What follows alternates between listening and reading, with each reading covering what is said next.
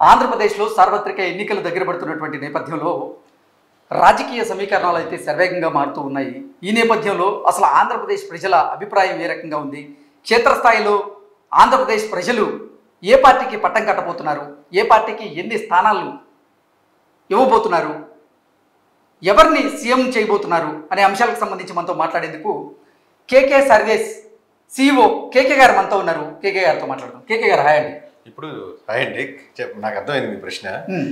చాలా మంది ఇప్పుడు మీకు వాట్సాప్ గ్రూపుల్లో వీడియోల్లో లేకపోతే రకరకాల ఛానల్స్ వీడియోలో టీడీపీ గెలిచిపోతుంది, కూటమి గెలిచిపోతుందని, లేకపోతే వైసీపీ గెలిచిపోతుందని పెద్ద పెద్ద తమ్నెయిల్స్లో పెద్ద పెద్ద ట్యాగులతో వాళ్ళ ఫాలోవర్స్ని హాయి వచ్చి తమ్నెయిల్స్ చూస్తున్నారు, వీడియోస్ చూస్తున్నారు. బట్ యాక్చువల్ రియాలిటీ ఏంటంటే ఈ రోజు నుంచి 30 రోజులు టైం ఉంది. 30 రోజులు అంటే ఒక 10th క్లాస్ పిల్లడు ఏమీ చదువుకొని దిగినోడు కూడా పాస్ మార్కులు తెచ్చుకోవచ్చు 30 రోజులు చదివితే, లేదా ఇంకా 40-50 తెచ్చుకోవచ్చు. అట్లాగే కనీసం ఒక 50 నియోజకవర్గాలు మొత్తం ఆంధ్రప్రదేశ్లో 175లో ఒక 50 నియోజకవర్గాలు, కనీసం ఒక 50 నియోజకవర్గాలు ఖచ్చితంగా నేను చెప్పగలను. అంటే కేకే సర్వీస్ ఎందుకంటే ఇంత ఎక్స్పీరియన్స్తో మీరు చెప్పగలిగేది ఏంటంటే 5,000 అటు ఇటుగా ఉన్న ఓట్ బ్యాంకింగ్ డిఫరెన్స్ తో పోట్లా పడుతున్నాయి. మీకు అంటే మీరు క్యాండిడేట్ చేస్తున్నారు, నేను కంటెస్ట్ చేస్తున్నాను. ఇలాంటి 50 నియోజకవర్గాలు మీకు నాకు తేడా ఒక 5,000 అటు ఇటుగా ఉంది. ఈ 5,000 ఓట్ బ్యాంకింగ్ ఖచ్చితంగా 30 రోజులు నేను బాగా కష్టపడితే మీరు కొంచెం అలసట చూపించినా కానీ నేను క్రాస్ చేస్తున్నాను. ఎందుకంటే రోజుకు 30 ఫ్యామిలీస్ నేను బాగా పర్సనల్గా కలిసి మాట్లాడి నేను కన్విన్స్ చేసుకుంటే దాదాపు నెలకి ఒక 1000 ఫ్యామిలీస్ అంటే 1000 కుటుంబాలు అంటే 4,000-5,000 ఓట్ బ్యాంక్ మార్చుకునేందుకు ఆస్కారం ఉంటుంది. ఈ క్షణం ఈ 6వ తారీఖు ఈ రోజు మనం ఇంకా నెల రోజుల పైనే ఉంది కాబట్టి ఈ రోజు ఎవరు చెప్పినా అబద్ధమే. ఈ రోజు వరకు ఇంకా ఎలక్షన్స్ రిజల్ట్ డిసైడ్ కాలేదు. ఓకే, అంటే ప్రజలు స్పష్టమైనటువంటి అభిప్రాయంలో లేరంటారా? స్పష్టమైన అభిప్రాయంలో ఉన్నా కానీ 95% పైన ఉన్న ఆ 10% ఇంకా ఉంది కాబట్టి అభిప్రాయం కూడా మారే అవకాశం వాళ్ళు కన్విన్స్ చేసుకుని ఆస్కారం ఎమ్మెల్యేకి ఉంది అంటున్నారు. రిక్వెస్ట్ చేసుకుని మళ్ళీ ఏదో రకరకాలుగా వాళ్ళు కలిసి మాట్లాడి కన్విన్స్ చేసుకుని. ఓకే, ఇప్పటి వరకు అసలు కేకే సర్వే చేసిన దాని ప్రకారంగా అసలు ఏ పార్టీకి ఎడ్జ్ ఉండే అవకాశం ఉంది? ప్రభుత్వ వ్యతిరేకత ప్రజల్లో ఎంతవరకు ఉంది అంటే ఏం చెప్తారు? ఇప్పటికైతే రెండు పార్టీలకి ఎడ్జ్ ఉంది.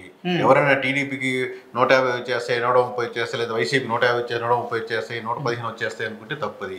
ఈ రోజుకి ఈ క్షణానికైతే మటుకు ఒక 50 నియోజకవర్గాలు టైట్ ఫైట్ లో ఉన్నాయి.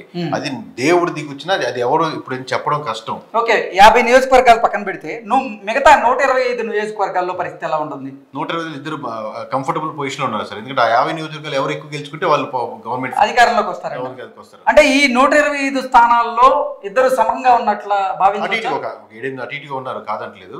అది నెంబర్ నేను తప్పు గోయింగ్ ఫర్ రివీల్ చేస్తాను కానీ బట్ ఓవరాల్ గా చూస్తే ఆ 50 నియోజకవర్గాల్లో ఎవరు ఎక్కువైతే 30-40 గెలుచుకుంటారో వాళ్ళు మటుకు గవర్నమెంట్ ఫామ్ చేస్తారు అంతే. ఈ టైట్ ఫైట్ లో ఎవరైతే అంటే ఎవరికి ఒకవేళ మెజారిటీ వచ్చినా గానీ 100కు దాటే అవకాశం అయితే అది దాటేయచ్చు. ఎందుకంటే ఇప్పుడు లెట్స్ అస్యూమ్ ఒక పార్టీ 68లో ఉందనుకోండి, ఆ పార్టీ మీరు 32 గెలుచుకుందంటే 100 దాటేస్తుంది. లేదా 150 దాటే అవకాశం ఉందా? 150 ఇంపాసిబుల్. తలకింద తపస్సు చేసిన దాటది ఎవరు. ఓకే, 110 అక్కడ వరకు రీచ్ అవ్వచ్చు, 110 కూడా రీచ్ అవ్వచ్చు, 105 రీచ్ అవ్వచ్చు, 100 దాటచ్చు. అది ఓకే, అది కంఫర్టబుల్ లైన్. ఎందుకంటే ఆ 40-50 నియోజకవర్గాల టైట్ ఫైట్ లో ఉన్నది 30-40 కానీ మీరు క్రాస్ చేయగలిగితే మీరు ఈజీ. అంటే గతంలో వచ్చినట్లుగా 150 దాటడం ఇలాంటి మార్క్ అనేది నెక్స్ట్ టైం ఇంపాసిబుల్ అంటారా? 150 దరిదాపులు కూడా రాదు ఎవరికి.